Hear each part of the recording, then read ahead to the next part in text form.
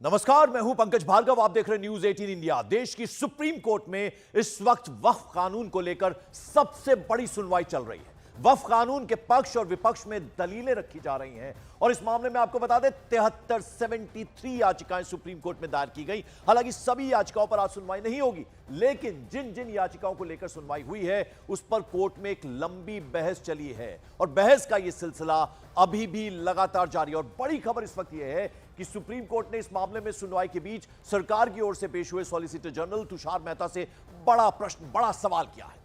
Supreme court ने तुषार मेहता से पूछा कि क्या आप गैर हिंदू को हिंदू बंदोबस्ती बोर्ड में शामिल कर सकते हैं। यह बड़ा सवाल सुप्रीम कोर्ट की तरफ से किया गया है। तुषार मेहता ने सुनवाई के दौरान कहा कि नया वक्फ अधिनियम अधिक समावेशी है। पहले इसमें केवल शिया और सुन्नी शामिल थे, अब परिषद में मुसलमानों के जो तमाम संप्रदाय हैं उनको भी प्रतिनिधित्व मिलेगा। यह तुषार मेहता की तरफ से साफ किया गया, क्योंकि सुप्रीम कोर्ट ने यह सवाल पूछा था जिसमें कहा गया है कि अब केवल शिया और सुन्नी ही नहीं, अब परिषद में मुसलमानों के जो तमाम संप्रदाय हैं उनको भी रिप्रेजेंटेशन मिलेगा। यह तुषार मेहता की तरफ से कहा गया है। और वक्फ कानून पर सुप्रीम कोर्ट में, जैसा हमने आपको बताया, सुनवाई लगातार जारी है। सबसे पहले कपिल सिब्बल ने सुप्रीम कोर्ट में दलील रखी। उन्होंने दलील रखते हुए कहा कि संसद के जरिए आस्था में हस्तक्षेप की कोशिश की गई है। उन्होंने इसे सीधे सीधे अनुच्छेद 26 का उल्लंघन बतला दिया, जिस पर चीफ जस्टिस ऑफ इंडिया ने उन्हें जवाब दिया। उन्होंने कहा कि अनुच्छेद 26 सभी समुदाय पर समान रूप से लागू होता है। कपिल सिब्बल ने वक्फ कानून को उत्तराधिकार कानून में दखल बताया और यह भी कहा कि 20 करोड़ लोगों का अधिकार छीना जा रहा है। सीजेआई ने सवाल पूछे कि ऐसे कितने मामले हैं।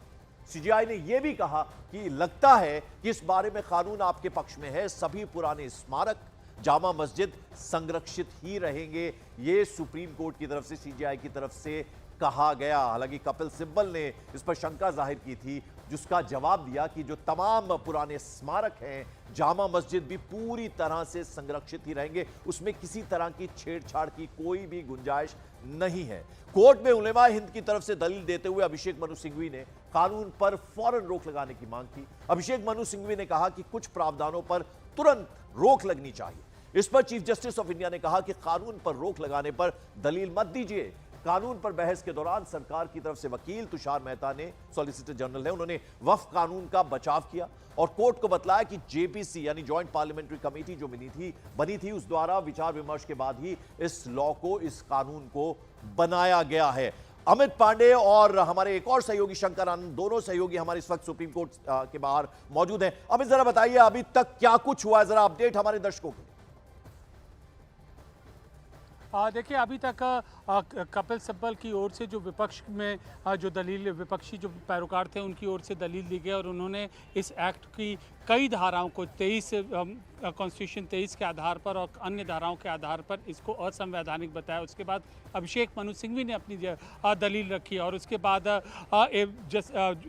एक सीनियर लॉयर है धवन, उन्होंने अपनी दलील रखी और अभी सॉलिसिटर जनरल तुषार मेहता अपनी दलील रख रहे हैं और पिछले करीब 20 मिनट से सिलसिलेवार तरीके से वो अदालत को विभिन्न पहलुओं पर कह रहे हैं। पहले waqf by user, waqf by registration का पॉइंट था, उसके बाद अब ये अभी थोड़ी देर पहले ये साफ किया है कि अभी जो वक्फ कमेटियों का टेन्योर है वो जब कमेटी मौजूदा वक्त में अपना टेन्योर पूरा करेंगी, नया टेन्योर जब उनका शुरू होगा उनके लिए नया वक्फ कानून यह लागू होगा। पहले उनको उनका टेन्योर पूरा करना होगा। ये अहम चीज़ यहाँ पर बात बताई है।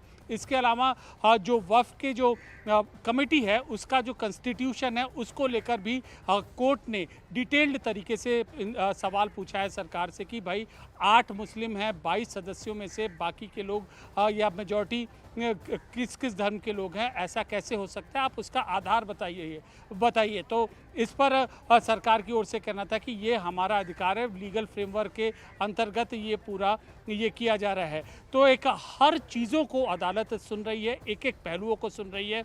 एक और चीज़ है waqf by user, waqf by registry.